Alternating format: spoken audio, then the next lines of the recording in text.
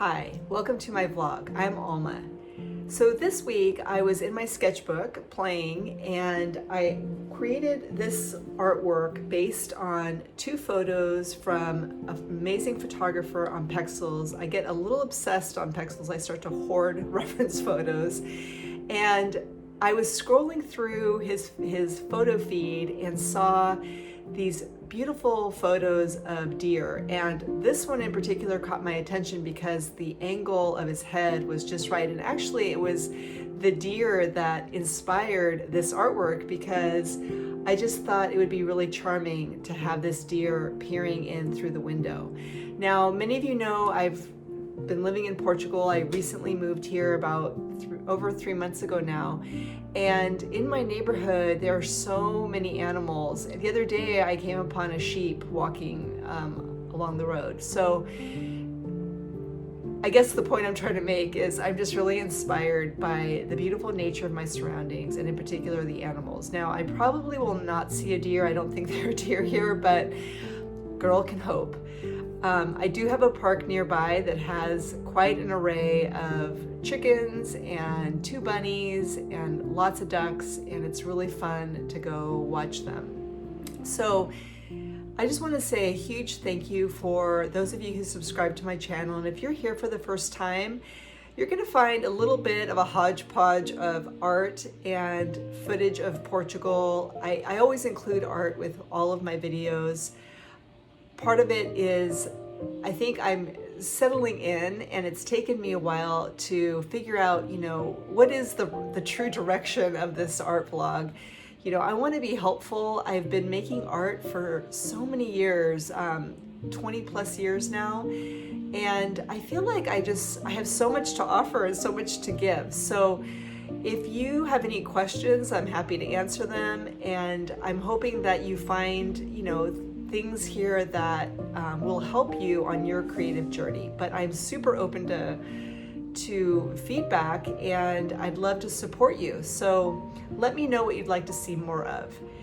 So I will just stop talking now. I'm gonna talk you through some of the decisions I made with my sketchbook and my art, and I will let the music play at times. Mostly I want you to relax and enjoy the video, enjoy the process. So thank you again for watching. So here I'm hesitating a little bit because I want to add the little dog that I sketched in, which, by the way, started out as a cat, and once I made it, it looked more like a dog, so I just decided to go with it. I'm actually more of a dog person because I'm really allergic to cats, but I love cats because, especially now where I live, there are several that come visit us on our back patio, and so they're very cute. They are pretty feral. They won't come anywhere near us, or they won't let us go near them, I should say. They actually stand even right by the glass door. So I was thinking that I wanted the dog to be white, and I didn't want there to be skin tone, flesh tone behind the white, so I didn't want to do too many coats on the dog. So I just decided, to leave it blank just in case I change my mind, but I do end up painting it brown, so it really doesn't matter. So that's why the figure looks a little bit wonky with the white space. So it's the next day, and yesterday I was feeling really, really good, and I'd gone for a swim, and that's when I recorded the intro. But then after, as I continued to add more thoughts, I kept judging what I was saying, and so I would add something, I'd listen to it, and then I'd hit delete. And I must have done this about 5 or 6 times, so I was getting increasingly more frustrated, so I decided just to stop for the day, which is why I'm recording now. So this morning, though, all those feelings were still there, but they'd grown even more to include not just the art, but this channel in general. So thoughts like, you don't have anything here that's worthwhile to share, or you don't have anything that really matters. So I want to address my feelings in just a moment, but here are some thoughts about the art. I was looking at the sketch, and I just want to say that I do prefer it over the painting, which is fine.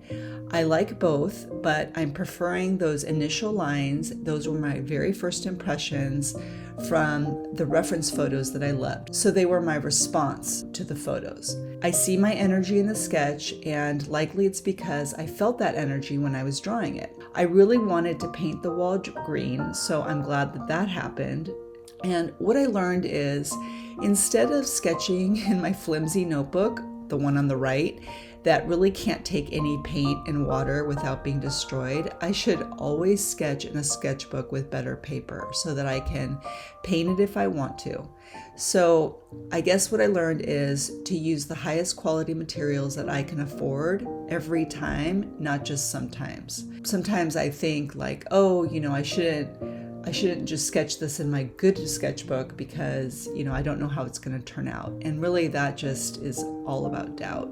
So I also want to share that in my mind, I had to, and I say this in quotes, correct the painting when I redid the floor, which, by the way, I loved how I painted the wood floor, but I didn't like the shadow that I did under the table, so I killed the whole floor. I painted over it and I ended up with the same shadow placement anyway. So the lesson learned here is, to trust myself. And something else, it also helps to photograph as you go, because sometimes seeing your art through a photo will make some composition issues more obvious, and it will show you what's working. So when I looked back at the video, I realized I hadn't, taken photos, but I have the video footage. So I saw that the shadow was in the similar place it had been in the before and after. So I can really see how hasty I'd been, and I'd acted out of, insecurity when I made that change. So this brings me to the last thing I want to share. And this morning I was sitting here with all of my frustrated feelings, and I observed how my thoughts went down this other path, comparing my art to other artists, and again, all the questioning about the YouTube channel. I noticed how the doubt was diminishing everything I'd done on the YouTube channel. So the feelings were pretty convincing when I realized then that it was my ego taking me down that road. So here's how I handled it. I sat there with my feelings and I just held the space for them. I acknowledged them. I took a deep breath and I said, okay, I see you, I feel you. I didn't try to pump myself up or put myself down for being negative or insecure. I just sat there and I finally just said to myself, I love you. I love you with all of these feelings. How you're feeling right now is okay. And then after a moment or so, a tiny shift happened. And I thought I should bring this up for you because making art or expressing creatively will always bring up these types of feelings. And I think especially when we're feeling really good, which I was yesterday.